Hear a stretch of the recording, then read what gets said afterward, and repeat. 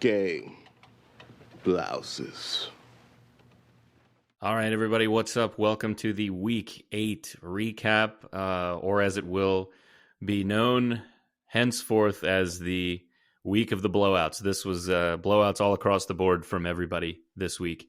Top of the league shined, bottom of the league did not. So if you were a top seed, it's good news for you. If you're bottom seed, not so great. Not a lot of good news in that regard. Just the way it happened to line up this week in terms of the top 5 seeds matched up with a respective seed in the bottom 5. So not a lot of close matchups, but interesting for standings and power rankings nonetheless. So we're gonna get right into it. Welcome to the show. I hope you guys had a nice week. I hope you weren't afflicted as badly as I was by these pesky injuries that are seeming to happen a little bit more frequently now that the season is kind of in full swing. Always typically happens around December where we see a lot of guys go down like this. So let's get right into it. Here are what the matchups looked like this week. Here we go. Okay, up first we got Curry on My Wayward Son. That's me, the commish, against Tingus Pingus. As you can see here, this was a 7-2 win. Close in threes, within 3. Both of us over 700 in points. Tingus just cracking 700. A lot of turnovers there. That definitely hurt. This was a lot closer than I think. Based on the eye check, it doesn't seem like that, but it definitely was close. 3 threes, less than 30 points, and within 1%. And 1.4% based on the non-digital readout of the non-mobile readout of this. The mobile readout only gives you the 3%, so it rounds it up. But to give you a better idea, this the field goal percentage, the true field goal percentage matchup between myself and Tingus Pingus was 47.31%, which was me, and 46.98%, which was Tingus Pingus. So very close there. It was kind of stressful for me. I exhausted all of my acquisitions, as you can see at the bottom there. I'll make sure to include that this time so we can make sure to throw in the mover and shaker nod. One of those is me for sure. And there were a few others as well, so we will make sure to acknowledge them accordingly. So if you see 7 out of 7 acquisitions used, congrats. This was a weird matchup for me. I was dealing with injuries pretty much the entire week. Zach LaVine and Evan Mobley still out for extended periods of time. Not crazy about that. Not psyched about that. Tingus Pingus, he got Bam out of bio back, which was nice.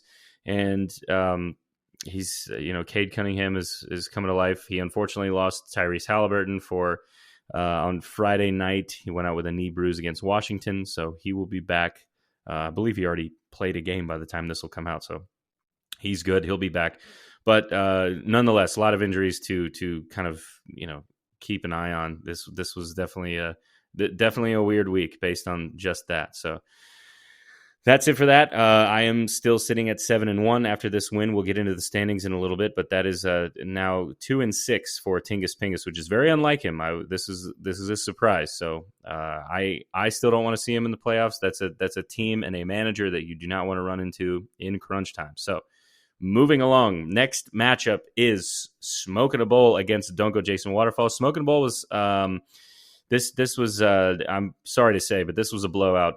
This was the blowout of the week for sure, sheerly on the basis of the fact that Don't Go Jayson Waterfalls, not only my favorite team name in the league, but my goodness, did they put a hurting on Smoking a Bowl in the 3-point category and in the points category. I don't believe, correct me if I'm wrong, everybody, if you remember this from seasons past, but I don't know if we've ever seen a double up in 3-pointers made.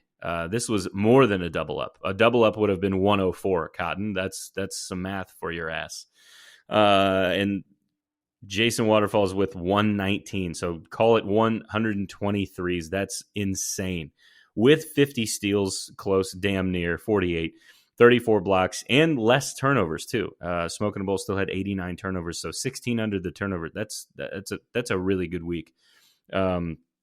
Jayson Waterfalls, we'll get into this in a second, but he beat 8 teams this week in our power rankings rundown. So across the board, he was pretty He was pretty solid. This 900 points, I don't know if we saw last year. I know we saw 800. We might have seen 900 once. I know we saw over 100 three-pointers one time, and it was in one matchup against the long neck lifters and Don't Go Jayson Waterfalls. Long neck lifters, formerly known as, I believe, what was it? Andrew Tate.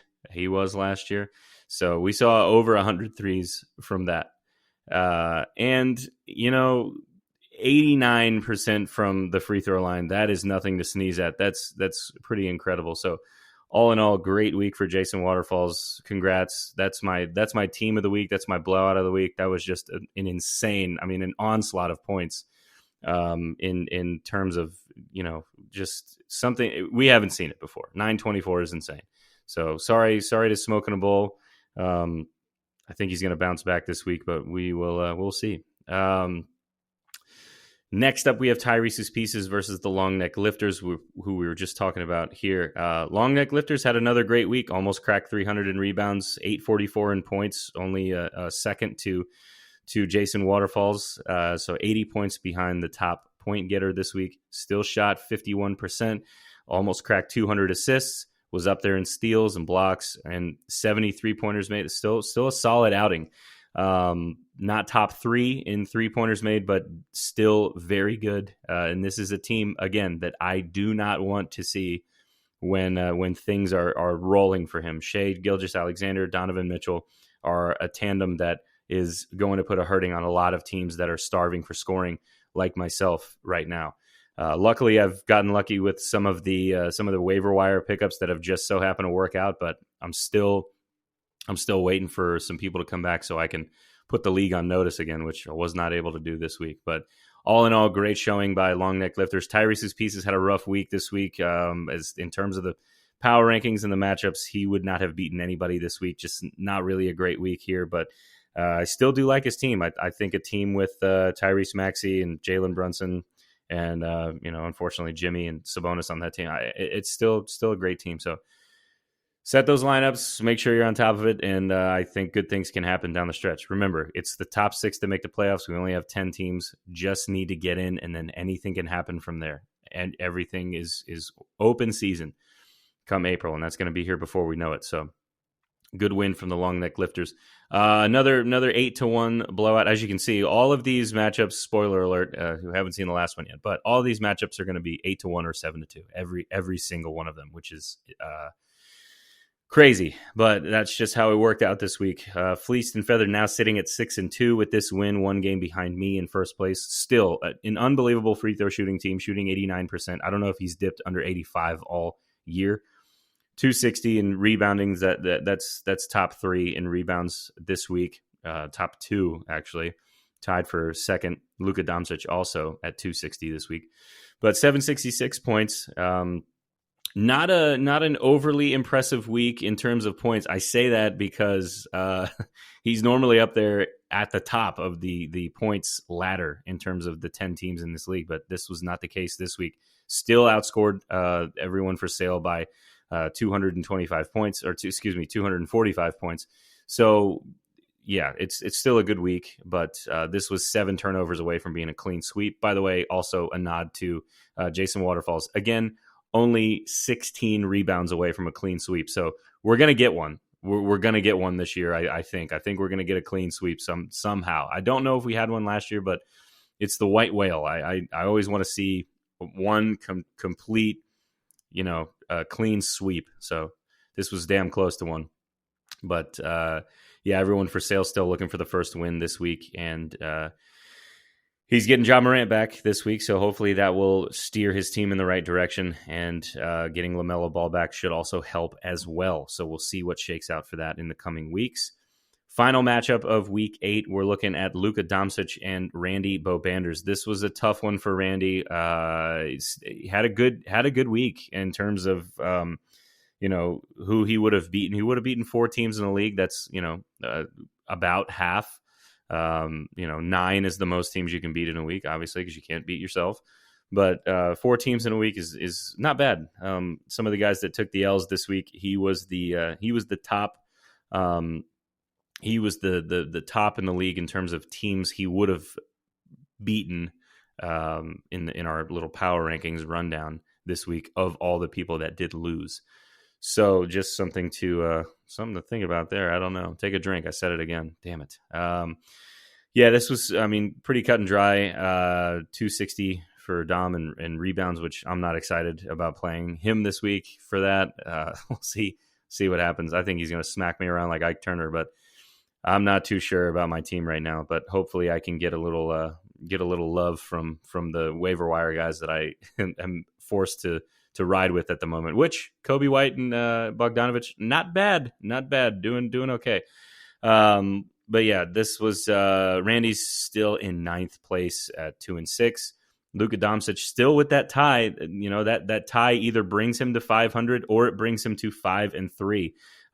He's climbing in the standings, and he's climbing in the power rankings. He did it again. He's still at 4, but he was down a couple weeks ago, and he's ready for war. This is a good team. Luka, Bron, Lauri Markkanen is back, and a couple other just absolute killers on this team that I'm blanking on at the moment. But let me double check. Yeah, of course, Franz Wagner, Kristaps Porzingis, Jaylen Brown, who put a hurting on the Orlando Magic, which we will talk about in the subsequent episode. But also Keegan Murray putting up 12 threes the other night did not help Randy at all. That was pretty ridiculous. You take away the 12, he's still only up. He's still up 11 threes. So not a lot to really get into here this week in terms of how everything shook out. A lot of blowouts. I don't think that's going to be the case this week. This week we have a lot of interesting matchups. We haven't done predictions in a while, and we're early enough in the week to where mine won't be as biased as they normally are. So we're going to take a look and see the Week 9 predictions. We will be back with those in just a second. All right, here are the matchups for week number 9 and my predictions. I normally don't get these right, but we'll see what happens. Myself, Curry on my wayward son, the commish against Luka Doncic. I'm going Dom. I'm a little hurt right now, and as we speak, as we're recording right now, Luka's about to drop a 50 burger on me, so I don't think it's looking great right now. Let's see what he's currently sitting at. Yeah, 38, 11, and 8 right now, so that's fun. This is just not my week. It's I got to hang on and just hope to put up solid numbers and keep it respectable, because I really don't match up well with the rest of the league that's at the top. So barring any major injury from Dom this week, I'm going Dom. I will bet against myself just to be fair because of how the lineups are looking. I think it's a no-brainer, honestly. I think the rest of the league would make that guess as well, despite the standings. Next, we have Don't Go Jayson Waterfalls against the Long Neck Lifters. This is an important one. This is 3rd and 4th place right now. Long Neck in 3rd, Don't Go Jayson Waterfalls in 4th. With that tie, again, those pesky ties, man, they could really, really change things up.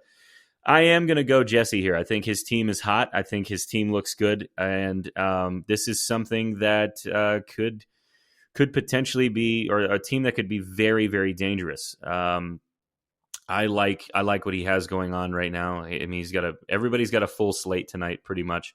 The only guy that's out is Bogdanovich. Again, we talked about that in the last episode about the non-basketball related ankle injury. Looks like he's still going to probably take some time. It's a light ankle sprain. I'm pretty sure. I mean, maybe it was basketball related, but it didn't seem like it was. They just classified it as inflammation in the last report. So I'm not really sure what to make of it. But Trae Young, DeMar DeRozan, DeJounte Murray, Kawhi Leonard, who, by the way, has not missed a game this season, just for all of you guys out there that think the load management is a bunch of bullshit. Jason Tatum, I mean, went in on the Magic. It was a rough week for the Orlando Magic. CJ McCollum coming back. Klay Thompson having a he's doing a little bit better. He's shooting much better. His last 7 days is 22.3 points a game. Versus the start of it, which was not great. His last 3, he's averaging about 25 points. So that's good. It's good. I think his team is on the way up, and he actually jumped a couple spots in the power rankings this week, which we will get into. Trying to go through this quick. I'm so sorry that this is dragging on. Let me look. Next matchup is going to be Fleeced and Feather versus Smoking a Bull.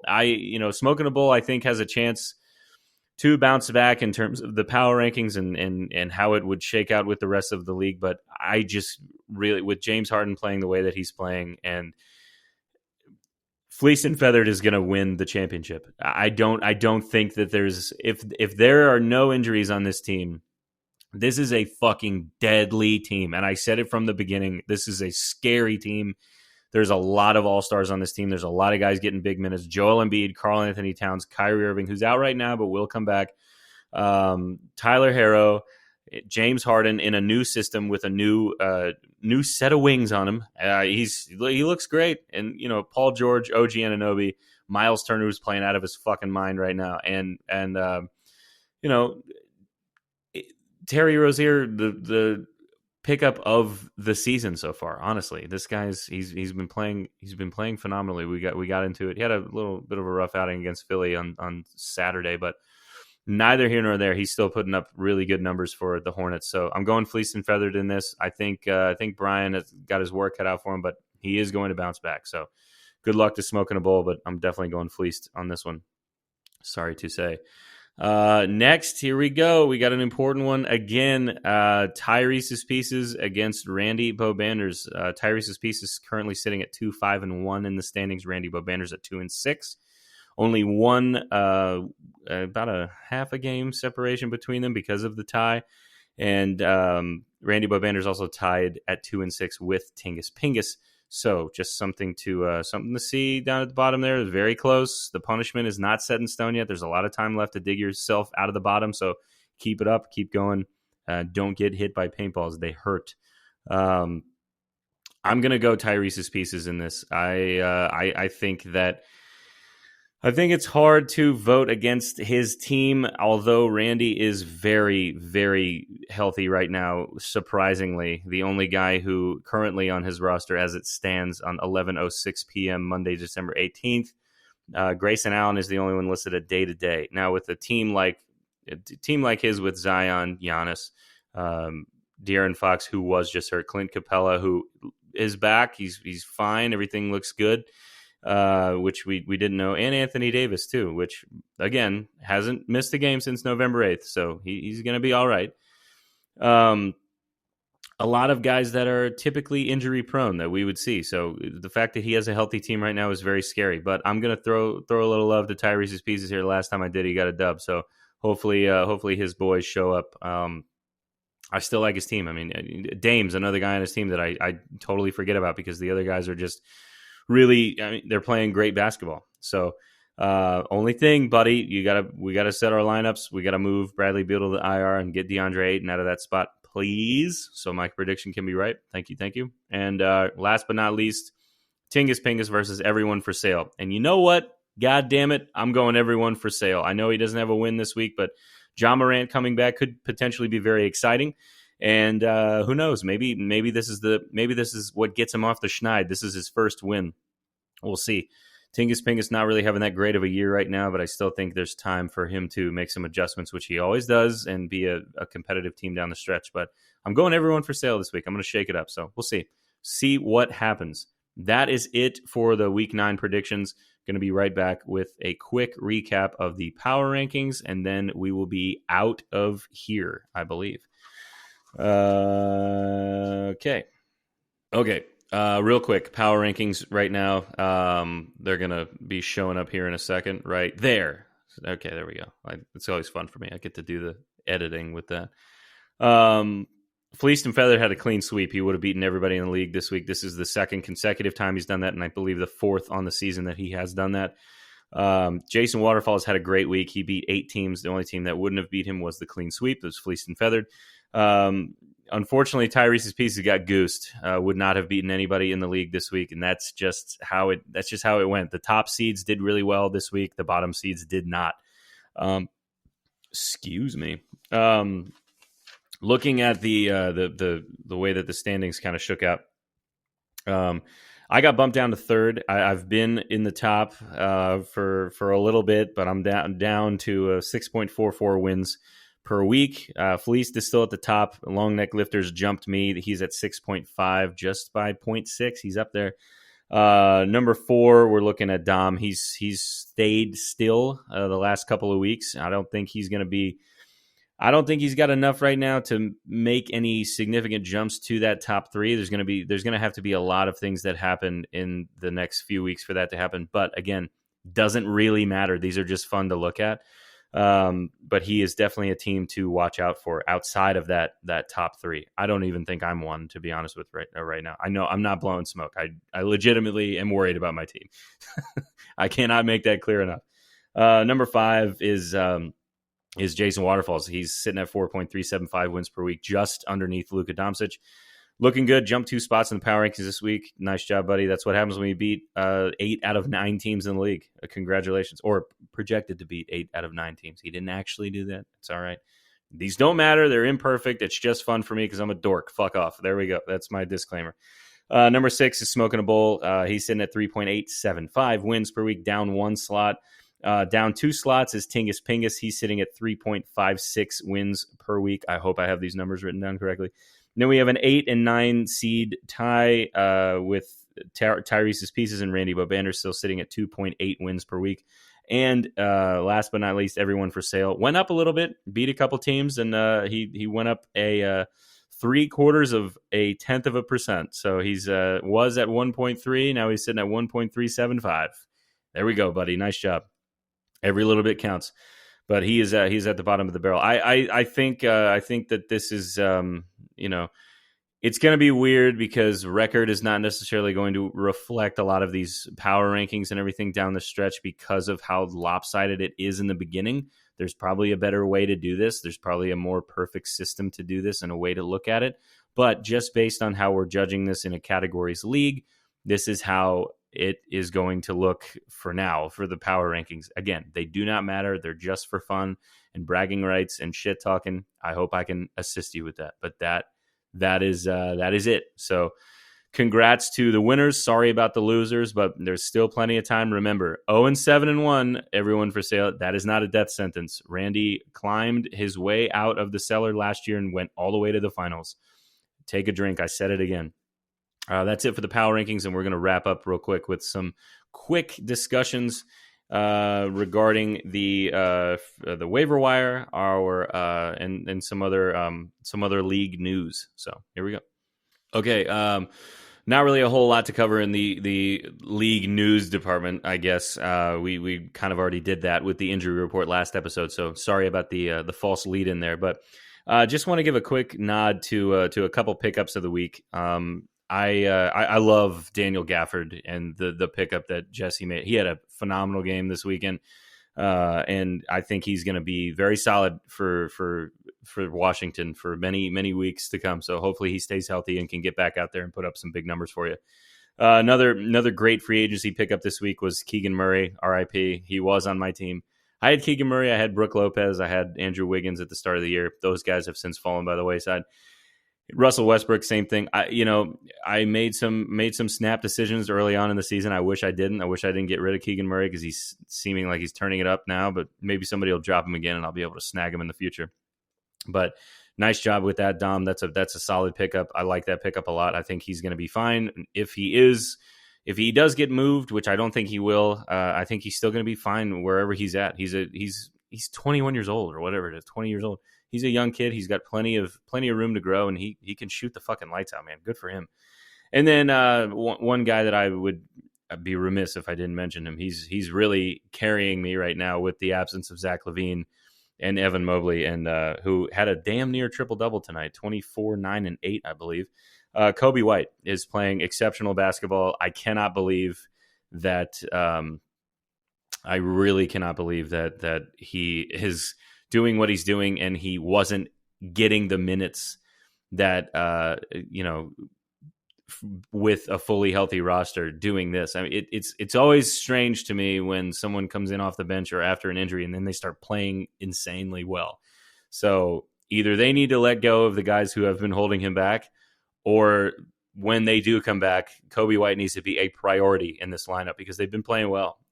They beat Philadelphia tonight, so good win for Kobe White, and good win for me for picking that up. So a lot of others around the league, a lot of good waiver wire pickups, but I'm mainly talking about the guys that seem like they're going to stick on teams and do well for weeks to come. So that covers it.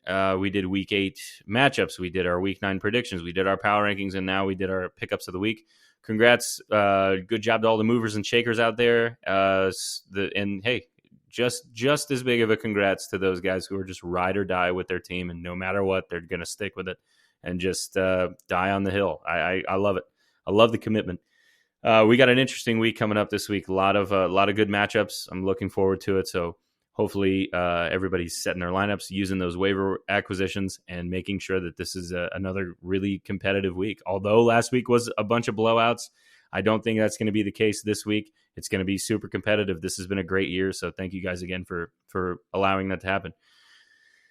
And that's it for us. Thank you for listening to the podcast that one future single dad called the most boring thing I've ever heard in my life. And we appreciate you guys stopping in. Tell us some other, acquisitions that I slept on that I completely forgot about, or just tell me to go fuck myself. I don't know. It doesn't matter. Do whatever you want to do. Have a good week. Make sure you set those lineups. We will see you next time. Good night. Gang. Blouses.